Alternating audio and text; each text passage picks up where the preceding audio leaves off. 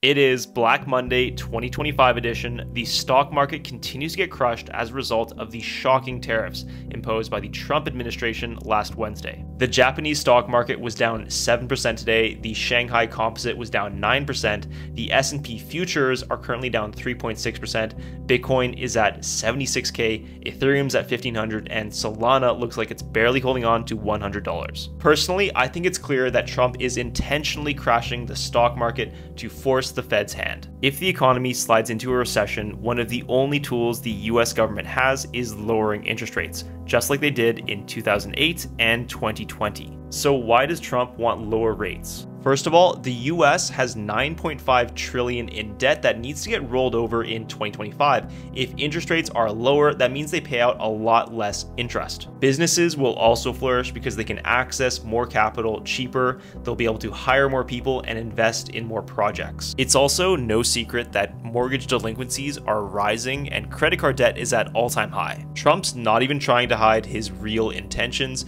On Friday, he tweeted, "This would be a perfect time for Fed Chairman Jerome Powell to cut interest rates. He is always late, but he could now change his image and quickly." Because this crash is being almost entirely manufactured, I think we can pump back to all-time highs just as fast, and your signal for that will be if the Fed has an emergency rate cut. That being said, Trump is making a big gamble here. If the Fed stands their ground, the tariffs are going to cause an insane amount of damage to the world economy and even more so to Americans. Companies like Nike that rely heavily on cheap foreign labor have thinner margins than you might imagine, and a 46% tariff on all goods coming from Vietnam, which is where they produce all of their footwear, it's going to make their costs skyrocket. These tariffs will absolutely push some American companies to the edge of bankruptcy that otherwise would be okay. Personally, I think when the Fed does pivot, that these tariffs will be removed. Let me know in the comments if you agree or disagree with these policies. Peace.